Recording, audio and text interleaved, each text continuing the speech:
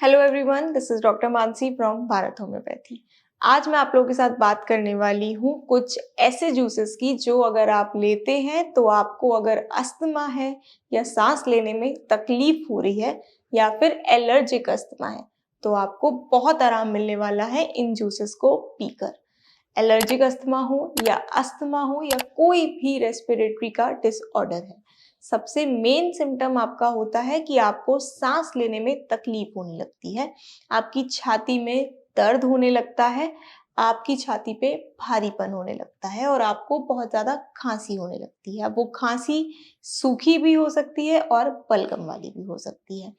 होता क्या है कि आपके लंग्स में जो आपका रेस्पिरेटरी ट्रैक्ट है उसमें इन्फ्लेमेशन हो जाती है और वहाँ का रास्ता छोटा हो जाता है, सिकुड़ जाता है, तो सांस लेने और छोड़ने में तकलीफ होने लगती है और आपको उसी वजह से आपकी छाती में पेन होता है, क्योंकि जब आप सांस नहीं ले पाते हो तो आपके लंग्स हाइपर वेंटिलेट करते हैं, आपके लंग्स कोशिश करते हैं लगातार कि आप सांस ले पाए, जिसकी वजह से आपकी चेस्ट में पेन रहने लगता है। कई बारी वहां पर म्यूकस भी जमा हो जाता है, जिसकी वजह से आपको बहुत ज्यादा म्यूकस आता है और गाढ़ा म्यूकस आता है और बहुत जरूरी होता है कि आप उसका ट्रीटमेंट करें, क्योंकि धीरे धीरे अगर आपकी नलियां ब्लॉक होती रहेंगी तो वो एक समस्या का विषय बन सकते हैं।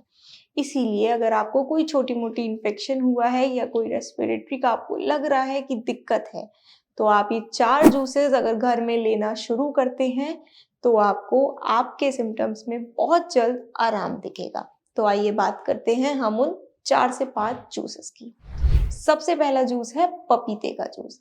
पपीता बहुत ही फायदेमंद फ्रूट है आपकी इम्यूनिटी बूस्ट करने में, साथ ही आपका डाइजेशन भी इम्प्रूव करता है और आपकी अगर बॉडी में कहीं इन्फ्लामेशन है तो ये एंटी इन्फ्लामेटरी इफेक्ट भी रखता है, वो भी कम करता है।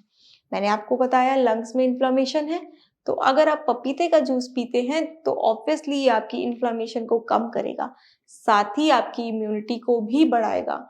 जिन पेशेंट्स को एलर्जी की समस्या होती है उनका आईजी लेवल बहुत बढ़ जाता है। पपीता एक ऐसा फल है जो आपके आईजी लेवल को कंट्रोल करता है, आपके आईजी लेवल को कम कर सकता है। तो पपीता हर तरीके से फायदेमंद है, ना कि सिर्फ रेस्पिरेटरी, वो आपको और भी कई फायदे दे रहा है। तो पपीते के जूस का सेवन आप कर सकते हैं। दूसरा जूस है एलोवेरा जूस। एलोवेरा जूस नाम से ही पता चल रहा है, एलोवेरा सबको पता है कि एलोवेरा बहुत फायदेमंद चीज है, लेकिन हम सेवन नहीं करते, हम पीते नहीं है। एलोवेरा जूस अगर आप पीते हैं तो आपका डाइजेशन, आपकी रेस्पिरेटरी हेल्थ और आपकी इम्यूनिटी, तीनों ही चीजें बहुत स्ट्रांग होती हैं। लेकिन आपको वो एलोवेरा जूस घर का बना पीना है, फ्रेश पीना है, मार्केट का नहीं पीना है। एलोवेरा के पत्ते लीजिए, उसको छील लीजिए और उसको फिर ग्राइंडर में पीस करके बिल्कुल अच्छे से आप जूस बनाइए। वो फ्रेश जूस अगर आप अर्ली मॉर्निंग लेते हैं तो उसके बेनिफिट्स और भी ज़्यादा होते हैं। एलोवेरा आपकी स्किन को भी बहुत अच्छा करता है, तो एलोवेरा का जूस अगर आप लेते हैं तो वो ओवरऑल आपकी बॉडी में फ़ायदा करने वाला है और लंग्स की इन्फ्लेमेशन कम होगी तो आपको सांस लेने में कम तकलीफ होगी। तीसरे जूस की अगर हम बात करें तो ब्लूबेरी। ब्लूबेरी भी बहुत अच्छा फ्रूट है। ब्लूबेरी के अंदर एंटीऑक्सीडेंट इफेक्ट्स होते हैं और एंटी इन्फ्लामेटरी भी प्रॉपर्टीज होती हैं। ब्लूबेरी अगर आपके लंग्स में कहीं पे टिश्यू डैमेज हो रहा है या फिर कोई सेल इफेक्ट हो रहा है तो उसको रिपेयर करने में ब्लूबेरी का फ्रूट बहुत फायदेमंद माना जाता है। तो अगर आप ब्लूबेरी का जूस का सेवन करते हैं तो वो भी आपकी अस्थमा की समस्याओं को कम करेगा। चौथा जूस गाजर और चुकंदर। अगर आप इन दोनों का जूस भी लेते हैं तो ये भी आपको बहुत फायदा करने वाले हैं। गाजर और चुकंदर का जूस ना कि आपके अस्थमा में हेल्प करेगा, आपके एनीमिया की अगर शिकायत है वो भी इम्प्रूव करेगा, आपकी इम्यूनिटी भी इम्प्रूव करेगा। गाजर और चुकंदर दोनों के ही अंदर जिंक और कॉपर बहुत ज़्यादा होता है।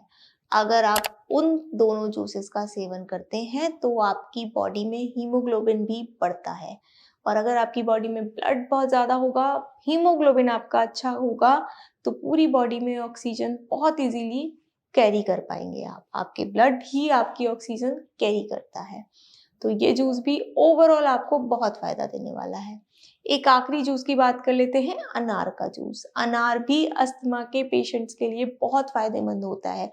मैं हमेशा बताती हूँ कि आपको अनार का सेवन ज़रूर करना चाहिए। अगर आप अनार का फ्रूट नहीं खा पा रहे हो तो आप जूस भी पी सकते हो। अनार भी एंटी इन्फ्लेमेटरी, एंटीऑक्सीडेंट प्रॉपर्टीज़ रखता है, जो कि आपके लंग्स की इन्फ्लेमेशन को कम कर सकता है। साथ ही अगर बलगम है तो बलगम को भी बाहर निकालने में मदद करता है। तो ये जो 5 जूस अगर मैंने आपको बताए हैं, ये अगर आप अपनी डाइट में आप डेली कोई ना कोई एक तरीके का जूस लेते हैं, तो विदिन 20 टू 25 डेज़ आप ज़रूर फ़ील करेंगे कि आपके रेस्पिरेटरी सिम्पटम्स में चेंजेस आ रहे हैं, आपको रिलीफ मिल रहा है। लेकिन कई बारी क्या होता है कि सिर्फ़ घर में ही करी चीज़ों से हम खुद को ठीक नहीं कर पाते हैं। मेडिसिन हेल्प बहुत ज़रूरी होती है, लापरवाही नहीं करनी चाहिए। क्योंकि लंग्स का सवाल है, सांस लेने की समस्या है।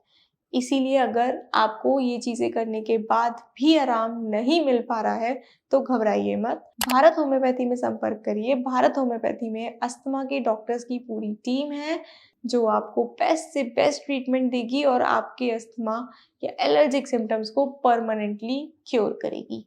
तो घबराइए मत और देर भी मत करिए। भारत होम्योपैथी में तुरंत संपर्क करिए। Thank you.